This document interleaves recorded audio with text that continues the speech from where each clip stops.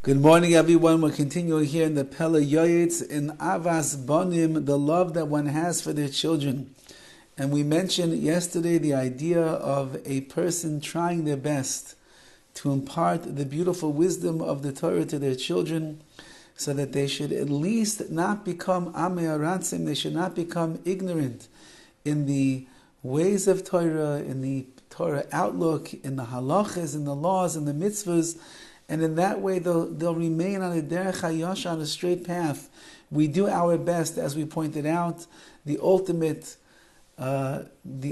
conclusion will be in the hands of HaKadosh Baruch Hu, and our children have their own bechir, they have free will as well, and they will take, hopefully, what they gain from their parents, and they will use that information for good things to establish and create their own relationship with the Ribbono Shel Olam. And he writes, V'yishbach nafshe lifnei Hashem. A person should pour out their heart to Hashem. Shu banav balei Torah, that their children should be balei Torah. They should be masters of Torah. They should be engaged in the Torah life. Shleimim b'midais u'b'deos. They should be complete in their midais, beautiful, refined character traits, u'b'deos, and their outlook and their approach to the world, how they behave and interact with others. V'gam yis'aneh lif'amim al zeh. A parent should even fast sometimes for this, which means that they should deny themselves their own personal pleasures with the intention that it will be a source of merit for their children, that their children should go in the proper ways and the proper pathways of this world. And then he writes, and the reason that we fast is it's a tshuva for the parents, and we don't want our own personal sins to get in the way of children. As we know from the words of Torah and Chazal, sometimes children will suffer at the hands of the parents for the sins of the parents. But if a parent fasts and they do tshuva and they remove these sins from them, then it's a clean slate for them, and it's an easier pathway for the children as well. And then he writes even more so. A father, a mother needs to watch carefully over their daughters. All of this up until now was talking about the sons, but their daughters as well, they need a lot of watching over. Because a person never knows what is going to be the chelkan, what is going to be the portion of their daughter here in this world. And therefore, make sure that your daughter steers clear of all bad midos, any negative character traits.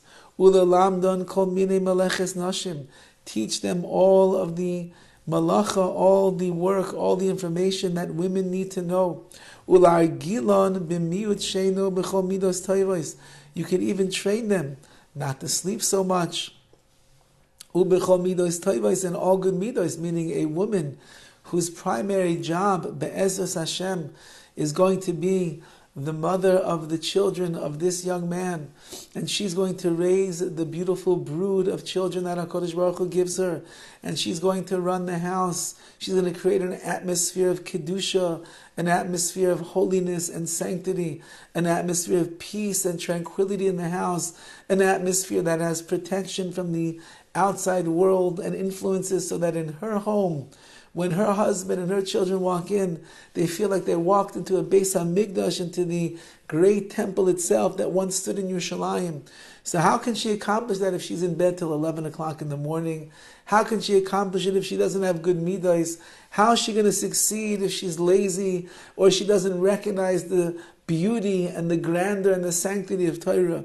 And therefore a parent has an equal obligation to instill and infuse in his daughters the true meaning of Torah, of Yadus, of Yiddishkeit, so that she should carry that with her into her own home as well. And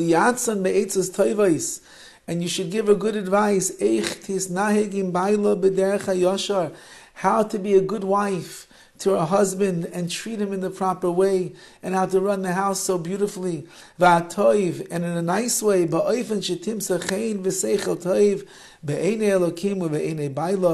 that she should find favor not only in the eyes of Elokim, in the eyes of the Ribbono Shel Olam, but that she should be a woman that will find favor in the eyes of her husband as well, because she is his true Ezer Kenegdai, she is his helpmate. She supports him, she encourages him, she is there for him, she stands behind him so that he can accomplish all that he would like to accomplish in this world. That, of course, we'll speak in much greater detail when we get to the next chapter, which we're almost at, which is going to be Ahavas Ish V'Isha, the love of a husband and a wife. But as parents, we have to do our due diligence already from a young age to show our children what it means to be an adult, to show them as they are maturing in this world how they should try to live their lives so exceptionally and so beautifully. And of course, even without saying a word, a husband and a wife, a father and a mother, the greatest impact that they can have on their children is by being the example of what it means to be a Yid, of what it means to be a Jew.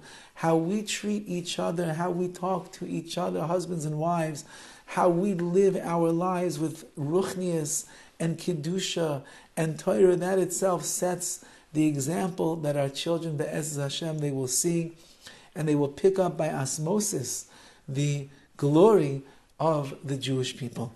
Have a wonderful day.